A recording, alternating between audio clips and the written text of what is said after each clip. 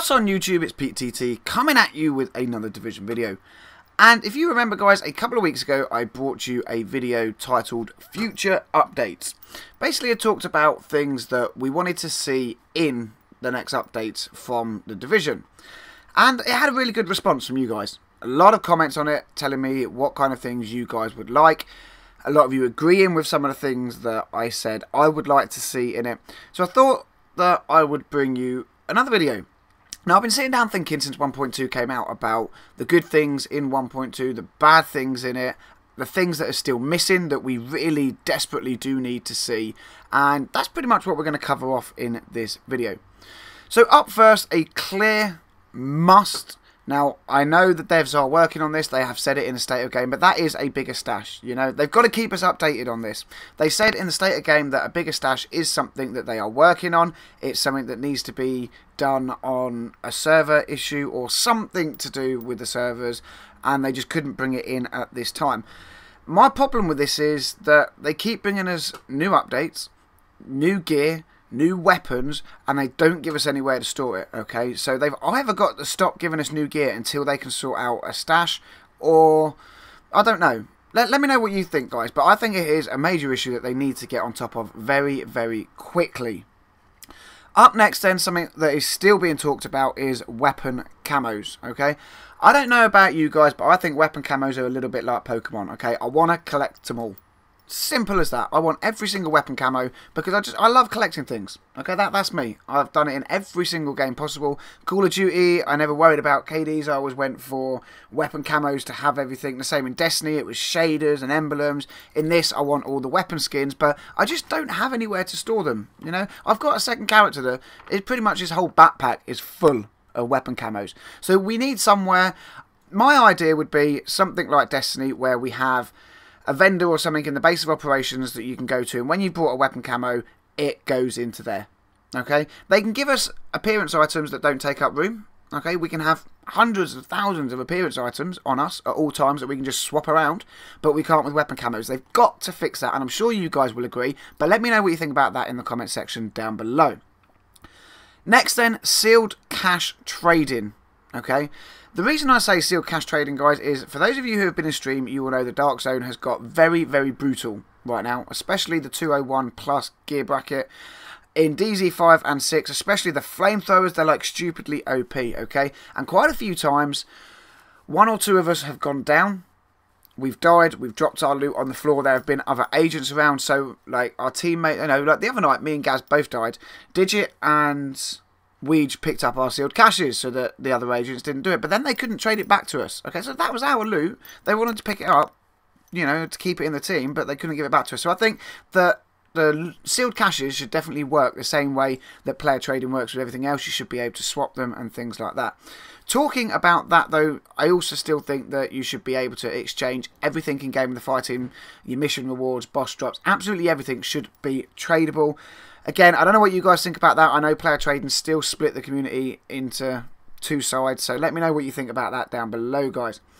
One thing that you probably heard me talk about an awful lot if you've tuned into streams is the size of the Dark Zone. To say that like 80% of the map is the PvE world, and even with the addition of HVTs, you still don't use it that much. The focus is still on the Dark Zone, okay? When you've done your weekly HVTs and maybe your dailies, the dailies don't really drop a lot, okay? Good if you want to sell stuff and make some money, but they don't really drop you your 240s. You get them from the weekly HVTs. Now, when you've done them, there still isn't anything to keep you entertained in the PvE environment. So you have to go into the Dark Zone to try and get your gear out. Not only has it become stupidly hard for solo players, but it makes it incredibly difficult to get your loot if you don't want to go in. You got DZ6, you got DZ5. They are the two best brackets and the best levels to run around in to get your 240 gear. But there is only so long you can run around it before it gets boring. And we have been doing it now since the time the game came out. Okay, it's always been the same for the last few months. It's a case of go to DZ5, go to DZ6, back down to 5, back up to 6, just running up and down the same streets, killing the boss, extract, kill the boss, extract. We need more Dark Zone. Okay, I'm getting very bored of what we already have. I don't know what you guys think. Again, let me know your opinion in the comment section down below. Something else then that has come up quite a lot, I've heard it talked about by other YouTubers as well, and it's something that we've talked about in stream. I've talked about on Twitter quite a few times, and that is re-rolling of more than one slot on your armor. Devs keep saying they want to take us away from crafting, and a good way to take us away from crafting is to give us the ability to roll more gear. So at the moment, for example, I have a backpack that drops on health and I want it on firearms. I can re-roll that, okay? Each time I re-roll, it costs me more money. That's fine.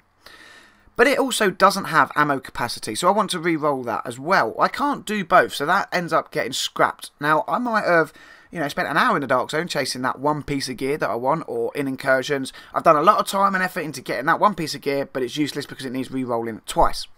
The way in which I think they could do this and make it fair. Phoenix credits when you are a top level player still are very useless, okay? Brilliant, we can hold 2,000 of them now, but they're still very, very useless in the way of actually improving your character. So my way of thinking was, you get your piece of gear, the first time you re-roll it, it costs you X amount of money, just like it does now, okay? The recalibration stays exactly the same. However, if you wanted to re-roll a second slot on your gear, you would need to unlock the ability to do that with, say, 500, 800, 1,000 Phoenix credits. Then you could roll a second slot. When you've unlocked that second slot to re-roll, then you use your normal wallet, okay? It's still going to make you grind out to get things to sell to make up money and get your Phoenix credits to be able to unlock. And that way we could improve our gear and customize our player an awful lot more. I know this is something that I've talked about quite a bit. I think it could work. I would love to see it implemented in the game. But again, let me know what you think in the comment section down below. On the subject of recalibration, I would love to see the ability to re-roll weapons. Again, they are talking about the ability to come away from crafting. They don't want crafting being like the main aspect of the game. But ultimately, guys, yes, the weapon drops have got better. But crafting's still a very viable way to get the talents that you need and the weapon that you want and the setup that you want. And for all the talk that people might say, oh yes, but everyone would go for like brutal and deadly and things like that. They wouldn't. I actually like determined because a kill reduces your skill cooldowns and I have low skill power. I would love to have that on a weapon. I've got a perfect setup of a Lover except the fact it doesn't have determined. So I would love to get that talent. If I could just re-roll out the Predatory that's on it. Again, maybe we could use Phoenix credits for that. To re-roll weapons. I don't know, but something. I would love to see the weapon talent re-roll ability in the game. Again, guys, I'm going to say this a lot. Let me know your opinion in the comments section down below. A few more things quickly then in this video. More challenge modes. Better than just the same, okay? We have been running the same challenge modes again and again and again from the beginning of the game. It would be nice to see more challenge modes. At the minute, I think they cap out at like 182 gear with a chance 214s or 191s, whatever it is. It would be nice to see another tier of challenge mode added in, and they could be like harder difficulty. Maybe they got 33 or 34 enemies in and they drop better loot. That would then give players more to play it in the PvE and be able to get the same kind of loot as players in the Dark Zone, because I still think that bridging that gap between the loot in PvE and the loot in PvP still needs some work. Base of Operations customization. I know I've talked about this before. I would love to see some form of customization in the Base of Operations. I'm not sure what I would like to see or how I would like to see it done, but something, it's the Base of Operations. We spend quite a bit of time there re-rolling stuff and, picking our bits and pieces. It would just be nice to have some kind of customization in it. Again, I don't know what I'm thinking. If you guys have got any ideas, let me know in the comment section down below. What else? The ability to change your character then. This is the last one, okay? I made the mistake when I made my character. I wanted to give it a beard, but I didn't want to give it a beard, and now I want it to have a beard again. It would be really cool if there was like a vendor in the Base of Operations that you could go to and change your character, okay? Did it in Skyrim. They had like a lady in the Thieves Guild that you could go and change your face and your figure and everything like that. It'd be really cool if you can bring it into Skyrim, you can bring it into Division. Okay, I'm sure it couldn't be hard to add in a vendor or a computer or something in the Base of Operations that allows you to change the features of your character.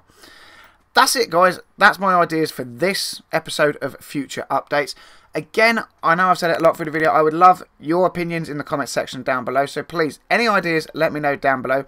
Retweet this out on Twitter, Facebook, wherever it is. Get the comments rolling, get the views rolling. Let's try and get developers to have a listen, because I still feel that although the devs do a brilliant team, if you're not a big YouTuber or you're not a big streamer or something like that, then your ideas tend to get brushed to one side. Yeah, so if we can get people to look at this, it would be brilliant, guys. As always, give me a thumbs up if you like the video. If you're new to the channel, don't forget to subscribe because there are plenty more Division videos coming your way. And as always, agents, thank you very much for watching. Until the next video, I'll catch you all soon.